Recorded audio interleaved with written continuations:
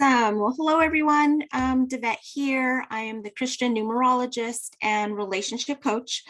As a spiritual entrepreneur, I am wanting to highlight and spotlight some amazing people out there that are doing really amazing things out there for the community, for people, for children, and have different perspectives, have different gifts, have different backgrounds. And, we want to reach out and make sure that we're really just kind of making this world a better place and just helping each other along the way.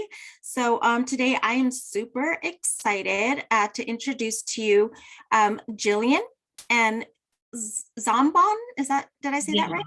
Zambon. Okay, cool. I love what you do. You're a single mom who helps single moms succeed, right? Or single parents. So that really hits home for me as a single mom raising my two daughters in California. Man, it is not for the fainted heart, that's for sure. So, tell us about you. What got you started? Exactly what do you do with the moms, and how all that works? Sure. So let's see. It started in 2014. I was set to be married to then it was a newborn baby, to her dad. And a couple weeks before the wedding, things kind of fell apart. And so I went pretty much overnight from planning a wedding and a honeymoon to planning where we were going to live for, the rest of our lives. And so I ended up back at my dad's house. And, our relationship had been on the rocks. Just things had not been so great with him either, due to kind of my own stuff and things that were going on. And so we ended up moving in with him. And I knew I needed to get back on my feet. And so then the first thing that came to mind was just financially, right? I think all single moms, that's a huge burden on us. It's how am I going to afford to take care of this kid? And whether you get child support or not, child support doesn't I get child support and it doesn't even cover the cost for her schooling, right? It doesn't even cover the cost of childcare. So I think, no matter what, single moms, it's a huge burden on us. And so for me personally, my first two priorities were to make more money and to get out of my dad's house. I was I don't want to live in my dad's house and have a baby. And she wasn't even one at the time. And, I think a lot of us do, I pushed my own self-care aside, right? We go into this mode where we need to take care of our kid, and everything else just kind of falls by the wayside. So that's definitely what happened for me. And, I am a veteran, so I had the VA, home loan. So I was able to buy a house with very little cash down, which was great. And so I got a house. I, got a new job that paid significantly more. I started doctorate school so that I could get the GI Bill to supplement my income, because I still needed more income. Yeah. It's hard, it's hard when you go from a 2-income household where both people make pretty good amount of money to trying to cut that by half, right? Yeah. And so rather than try to cut my expenses, I was no, I'll just make more money. Yeah, I love that. That's what I focused on. Yeah. And so that was within the first year of being a single mom, I had all those changes. I had a new job. I was making more money, but then I was going to doctorate school full time. So I was going to doctorate school. Wow. I had her pretty much all the time, except every other weekend, going through all the legal proceedings for everything. It was an intense first year. And another complexity to my story is I struggle with addiction issues. And so I had been sober while I was pregnant. I had been sober after I had her, because obviously I wanted to nurse. And then I stayed sober while I was living with my dad. But when I got into my own home, and when she was gone on the weekend, I didn't know what to do with my time. It's so weird when you're a single mom. It's your whole world revolves around them. And Yeah. so, you're like, I need a break. But then when you get the break, you're like, okay, now what do I do? Mhm. Right. So, unfortunately, I did go back to drinking for a little while, like about maybe 6 months, and hit a new rock bottom in my drinking, right? So someone once told me, like, you can hit rock bottom when you decide to quit digging, right? Like, you can keep digging that hole to your rock bottom as long as you want to, or you can decide, like, okay, that's enough. I'm going to stop here and I'm going to try to Mhm. go up from here. So for me, I hit my new rock bottom and I was like, okay, this is it. This can't be an issue. And um, we actually ended up moving. So I moved us closer to where I was working. I had her in a Montessori school at that point. Mhm. And then I just, like, between traveling and commute to work and everything, I was like, this is too much. Yeah. So we physically relocated, which I know a lot of recovery programs are like, don't do that. You lose your support system. But I disagree, because my whole family, both sides, my mom and my dad's side, they both struggle with alcoholism to different levels, right? And so for Mhm. me, by staying in that place, I was surrounded by people that supported my addiction. And Right. I didn't know anyone else. And, like, I was around my family, I was around the friends that supported Yeah. that. So for me and my daughter, like, that was the right thing. So we picked up and moved, not far, but it was like an hour south of where we had lived. Um, and that's when things started to change for me, like, from the inside. So I feel like I had changed things from the outside, right? Like, I had a house, I had a car, I had this, like, a four-wheeler I bought that I really didn't need. I had the job, I had, like, I had everything from the outside that I needed. But on the inside, I was, like, really hurting, right? I had never taken the time to process the breakup of the engagement, and then he moved on quickly to another person, which is, that's why we split up, was because I discovered this other person. Gotcha. And so I just ignored it. Like, I ignored all of that pain and tried to drink it away for Yeah. a while. And so as I started getting sober and getting further into my sobriety, I started to, like, work through some of those issues, but not not to the level I've reached lately. So, fast forward 8 or 9 years, my daughter and I ended up moving to Florida during COVID because I wanted to Okay. get her back in school. Yeah. And I actually found a therapist who specializes in infidelity trauma. So, Okay. yeah, I didn't know that was Wow. a thing, but Yeah. it makes sense, right? Like, when you go through a breakup, that's painful, right? There's Yeah. no It's a doubt about trauma. it. Definitely. Like, it hurts, it Yeah. definitely cuts, whatever. When you add on top of that infidelity, and then on top of that, like, there was some other betrayal related to my family. Yeah. And it was a lot. It was many Wow. layers deep of betrayal. And so when that happens, like, not just for me, but for anyone, you have a different, I don't know, it's just a different level of trauma where your brain and your body tend to put up a wall and a shield to, like, block out anyone and anything that'll ever hurt you again. Right. And so Right. that's what I did. And that's been my survival mechanism for so long. But when we moved down here and I met this therapist, we started to kind of peel back the onions, the layers of the onion, and, like, realized, this is really the infidelity. Like, that relationship with him would have never happened if I had felt better about myself to begin with. Like, if Right. I met him, and I think a lot of us ladies can relate, once you go through a breakup like that and you start to heal and you start to, like, dig into why you chose that relationship, why you ignored those red flags, why did you deal with stuff that you said you would never deal with? And once you start to reflect on it and you get a little stronger, you're like, man, I would never let that person into my life now. Right. But back then, right, given the circumstances and what was going on, how you felt about yourself, it happened.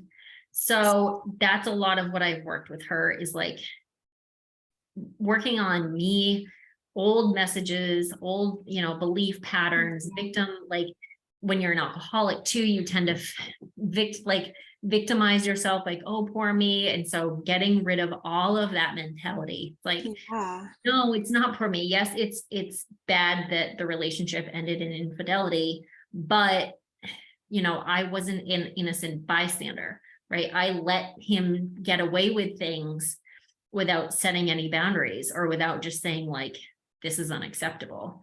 And so Right. it's been a lot of work, but finally I was like, I left my corporate job, the end of 2021, I think, and decided that I was going to help other single parents. So it started with, I was just going to write a book about my story. And I met with the publisher, kind of told them where I was at with things. And they said, why don't you include other women, and they can, share their story with you. It'll alleviate some of that pressure to like write a book right now when I'm in the middle of all of this movement in my life. And so I started to recruit other single moms who had really powerful stories. And as we worked on it, I was like, we need to go out into communities and be teaching other single moms, like, how do you take control of your finances? How do you take control of your mental health and things like that? And so we did a free virtual workshop about a month ago. And I think we had like 85 people register just with, organic traffic, which was great. So there's definitely a demand for these conferences, and to teach women, like, take control of your life and move past the things that have happened to you, because it's really easy to stay trapped in that. And maybe not in the sense of like feeling like a victim, but overprotecting yourself, right? Like keeping up those walls, keeping up that hard shell, which is what I did. That's how I know. And so that's the next thing we're working on, is creating these workshops for women to come. And then I'll continuously bring women on to write in books, and then use that to market themselves. So it's an opportunity for them to share their story, but it's also a great marketing tool, like a permanent marketing tool, which will consistently drive traffic, especially when you have a whole group of people promoting the book with you. So it alleviates some of that pressure too. And so that's where I'm at right now. That's where it all came from. And that's kind of where we sit today. Yeah. Wow, that's really exciting. I love it. So many of us relate exactly to that. I mean, I had to kind of make my way through the forest, really not really knowing how exactly to do that, and I know for a lot of single moms, I know for me, I had to take on the alpha role as well, when really I just wanted to be mom. I wanted to be mom. I love being with my kids. And here I was having to work full time in California. I had no family out here, trying to figure things out. And there was really nobody to give me that direction. I mean, my parents are very supportive. I have a really amazing family, but they're not here. So, it was just myself. And I mean, I can completely relate to that need. I mean, really just having somebody, even just, be in the same boat with you, to say, I've been there, I get it, I understand, is very relieving. And you mentioned the walls too. I think that's really important. I heard somebody say to be careful that the walls you build do not become your prison. And I think that happens a lot because you want to protect your heart. You want to protect your kids. You don't want to feel that pain again. So you build these walls, and then there you are stuck, in this box that you're like, you can't, my kids are grown now. They're 27 and 31. And so now I'm okay. I'm at a different place in my life. And my daughter is actually a single mom right now. So I'm trying to help her navigate through that. And I think what you do is just so amazing. You work with single moms, and do you also work with single dads? Yeah, so that wasn't the original plan. But as I was looking for single moms to join as authors, I did have single dads approach me and say like, hey, we've been through stuff too. Could we be a part of this? So I'm like, yeah, sure, of course. Yeah. Yeah, that's important to hear. Women are usually better at communicating than men. So to be able to have other men tell their story as a single dad, because in the same way they're having to take on now this mom role that Yeah, isn't usually natural very for them. And so to be able to be that support for each other, that's really powerful. Is there, so are you still in Florida? I am still in Florida. Yep. Okay. So do you work with people in Florida? Are you like just across the country and online and Yep, across the country. So everything, I have a website, jillzambon.com, and that has all the information on there.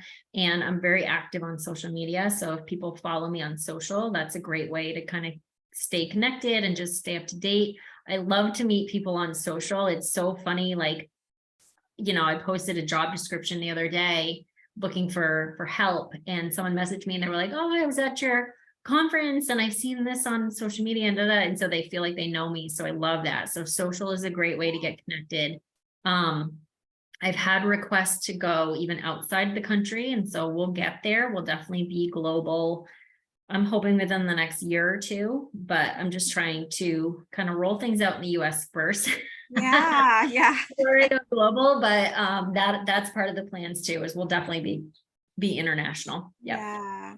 That's awesome. Is there something that you maybe see similar between, single moms and single dads that they have in common?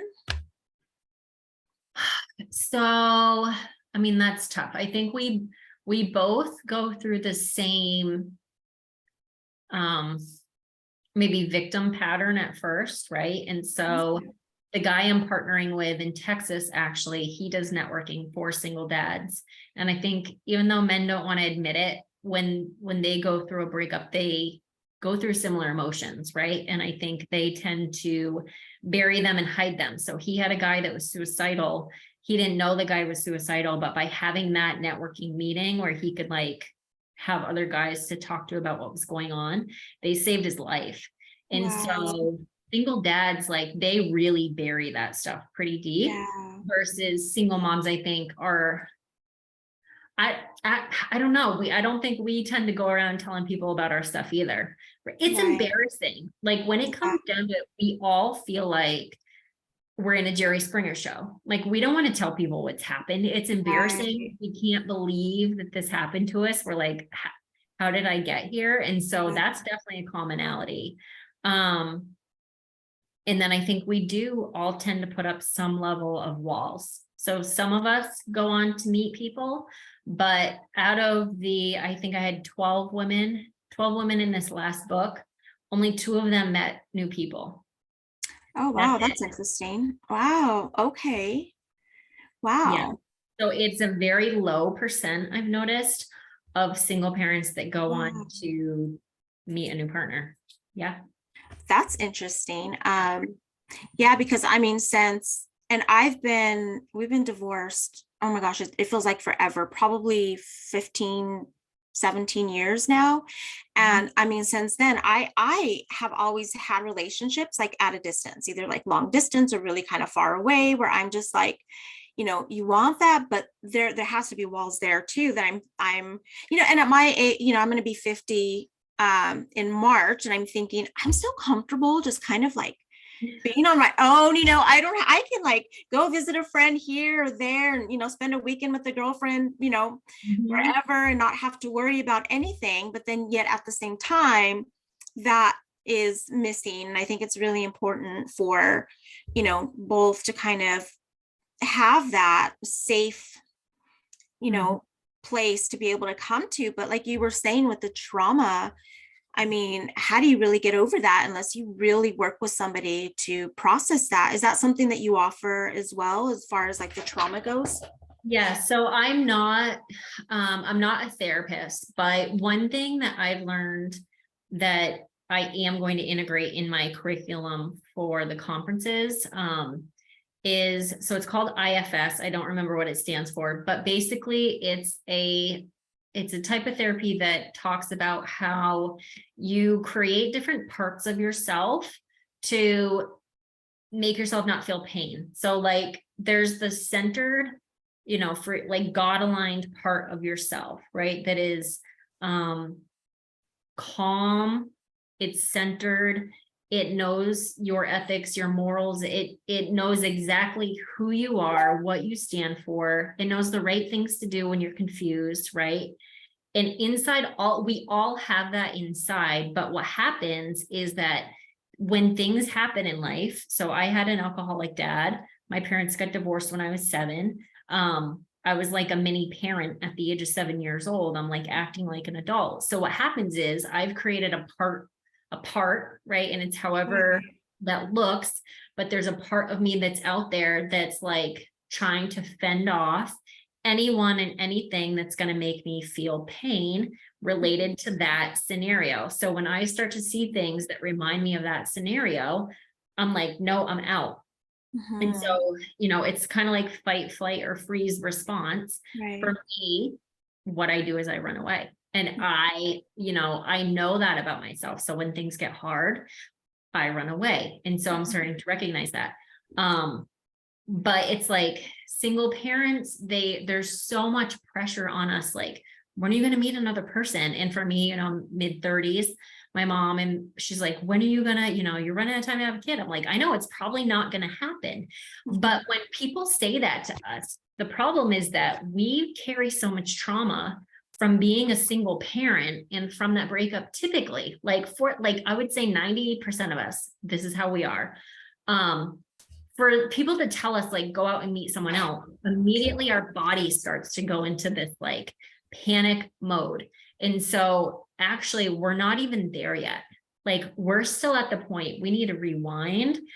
We just need to get to the point to open ourselves up, like open your heart up to even start to feel people out. Like I told my therapist the other week, I haven't even made great friends since I've been a single mom because I feel so messed up about who to trust and who not to. I was like, here I am trying to date when like I got to take about 100 steps back and open my heart up to meet new people, to even be able to say like, is this someone I want to continue with or not? Right? Like single parents are pretty closed off, like we don't really relate to married people. And I don't know how you feel, but a lot of times, married people will look at us like we're a threat, right? Like we want to steal their spouse, which is funny because like that's the last thing on our mind. Yeah. Who don't want you, man? Don't want any more drama. We've had enough. Thank you. Yeah. But so it's like we have these walls up, and because I don't know if you felt like this, but like when I kind of hit my rock bottom with drinking and the breakup and everything, I was like, what am I going to do? And I was like, I'm going to go to church because I don't know what else to do. And I thought the church was going to burn down when I walked in, because here I was walking in unwed with this child. I had addiction issues. There was a part of my past where I was promiscuous, like all this stuff. I'm like, this church is going to burn down. And I think we do feel judged, right? It's like, if you go to a church, definitely, especially if it's an older school one, we feel judged because we've got children potentially out of wedlock, right? And I actually posted something about it on Facebook the other day, and a woman did attack me. She said, why don't you pray and think about sex before you're married? Like something about how it was, I'd sinned and therefore deserve to be a single mom. Like it's just, there are a lot of things like that going on. So of course we're closed off. Like we feel judged.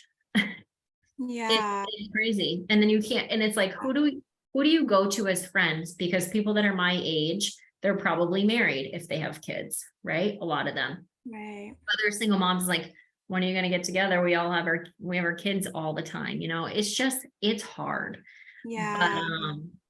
But, it is. And I relate to the whole church thing, because I was like born and raised in going to church, and both of my kids were out of wedlock. So I had to go to church with my belly growing, feeling, and everybody actually at the church that I went to is very loving and very warm, but you can tell the looks when across the aisle when someone's like that little harlot or something. And, and you take that in and you feel that shame, and that regardless of how supportive anybody else is around you, you feel it no matter what. Even if it's not happening, you just like feel that people are looking at you and judging you. Yeah, that was really hard, having both my daughters, and then, still going to church, because I didn't want to just stop going to church. But also, I ended up I ended up marrying my daughter's dad. And we were together for, I don't know, 8 years, I think, total married. I don't even remember anymore. It's so like out of my mind. But he was abusive. So he was emotionally, physically abusive. And I thought I was stuck with him forever because I sinned and I'm like, this is what I get. And so I dealt with it for a really long time until I actually had 3 preachers tell me, like, divorce is not the unforgivable sin. It's okay. Like, you can move on. And I'm like, really? You mean God still loves me? They're like, yeah, he thinks you have to die for. You're good. And so I then, I had the courage to leave that. So all that trauma from the abuse and the judgment and stuff, definitely, takes its toll on you. And there's a lot of other women that have had the same exact experience. And one thing I know that I love about your book too is everybody sharing. Is when I share that story with other women, they're kind of like, wow, they could talk about it now. And I can say, I mean, my life isn't perfect, I'm not married or anything, but I'm definitely on the other side of all that pain. And I'm sure there's still some residual trauma and all that, is still there, but there's hope. And telling your story and getting together and making it not a shameful thing, but just like okay, it's human. Here we are. Now what? Is really powerful. And I think that's, an amazing message that you're bringing out there. I mean, because so many people are single parents now. It's crazy. I mean, this isn't 1950 anymore. That's right. Yeah. So do you offer anything like for when you think about it, the children, they go through their own trauma. Someone was telling us the other night that, when his parents divorced and they would, exchange to the other parent, it was like really traumatic for him because then they're fighting and he's just like, hello, I'm here. And he just felt like an object being, tossed back and forth. Or is that in the works, or do you have something for children? We don't yet. I'm actually urging my daughter to write a book about what it's like to be a kid raised by a single mom. And similarly, let her tell her own story about what that's been like. Me and her dad do not have a good co-parenting relationship at all. And so she similarly has been stuck in the middle, right? And part of the April conference that I want to do with the Single Dad Network that I've partnered with is address that issue of co-parenting and the fact that like our egos and our desire to blame the other parent, right? And point fingers and say, well, you did this and you did that. Right. That is what's causing our inability to co-parent. Like if we can leave our ego at the door and not have it be a competition about who gets the kid more. Right. You're no less of a parent if you don't have the kid 50%. Like it's crazy. But what he and I were talking about, because he's an attorney, is that the court system is almost set up that way so that you go in there fighting over who should have the child more. And that's exactly how it's set up. So of course, then the parent that has the child less feels like, they're a bad parent or whatever, because they have the child less.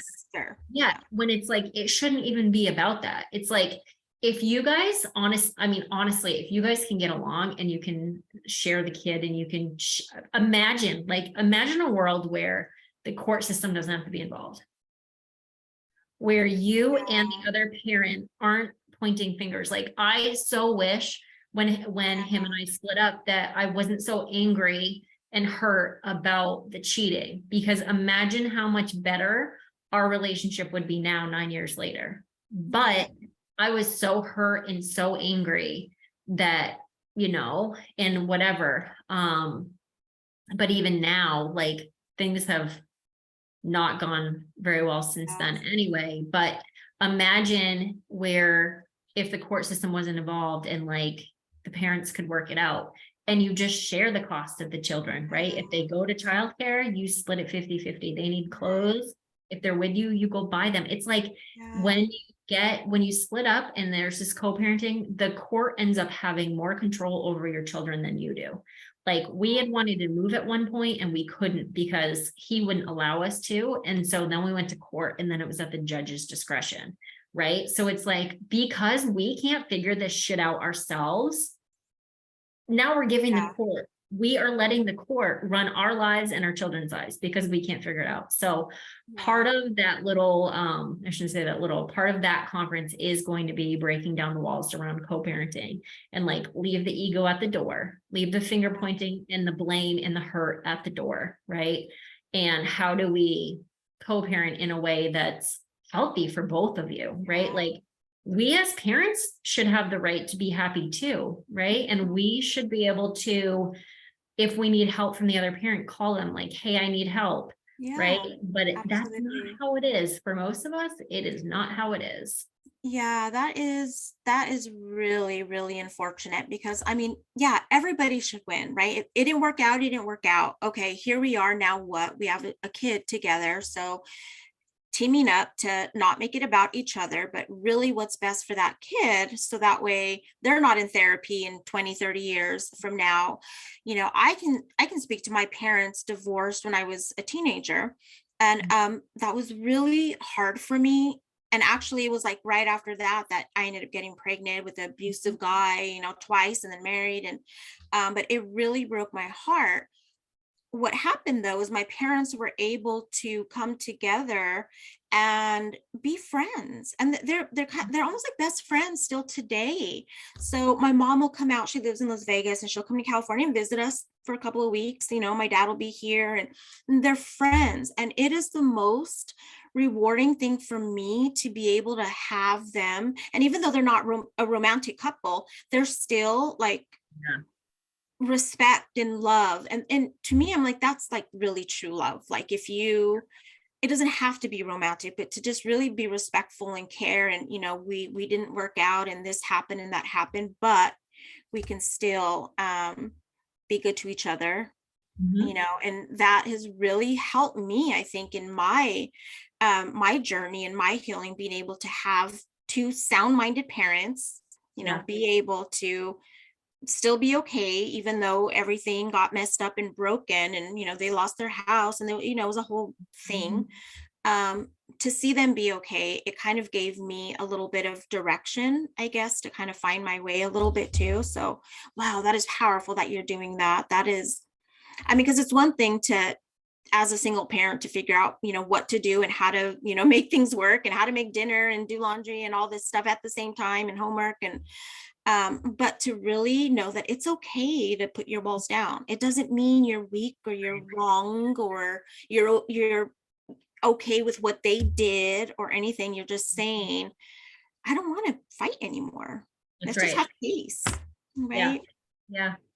And I think that's hard, especially when, you know, when both parents don't want to cooperate. That's where it gets tricky, right? So it's like, okay, if you know for sure you're not going to get the, you know, like emotional support you need from the other parent, okay, then what is your next best thing, right? Who is the next best support? So like for me, I'm not going to get support from him. I know that. I'm not going to get support from my parents, right? So what I've done for the last 9 years is I don't have a support, and I know that. So like for parents that may be in a similar situation to me, let's figure out like, how do we build a support network around you? And that, golly well, may be through these conferences.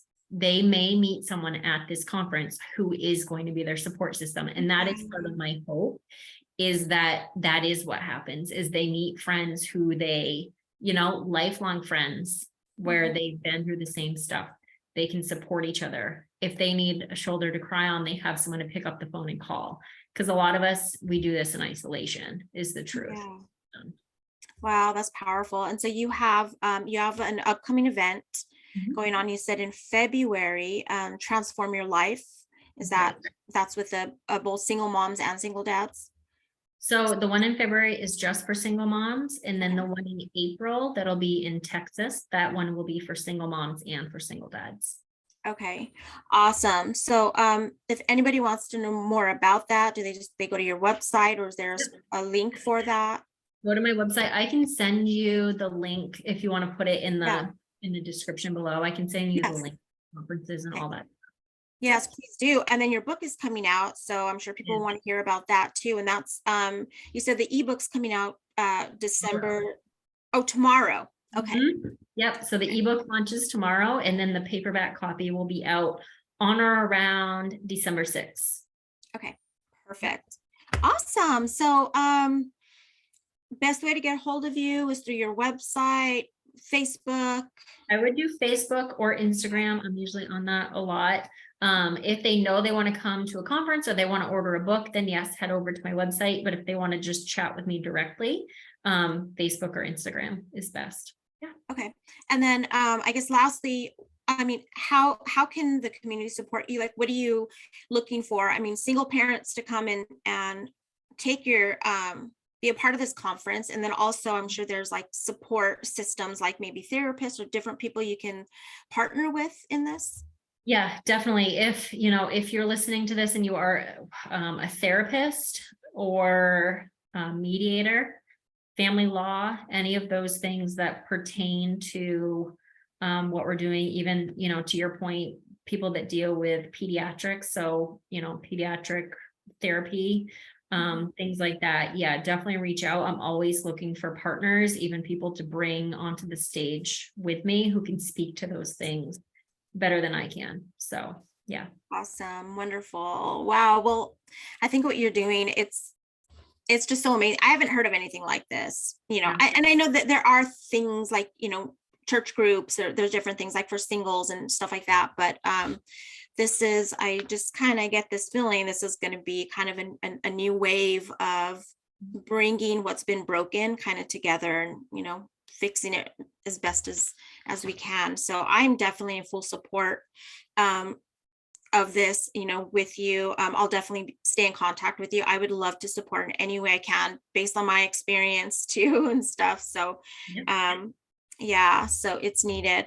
Yeah, so I will put the links at the bottom of this video once I get it up, and that way anybody, if you're interested in getting a hold of Jill, of her book, of learning more about the conference, or any way that you can support this movement, please reach out to her, or you reach out to me. I'll connect you with her, whatever that looks like. Let's just let's start the healing. Let's get it going and start. I completely feel the best is yet to come, and I feel like this is even part of that, so it's exciting. So thank you for everything that you do and joining me today and giving me an opportunity to spotlight you. This has been really, really, really awesome. Thank you. So, I appreciate it. Thank you. And with that, I'll see you on the next video, and I hope you all have a good day. Thank you.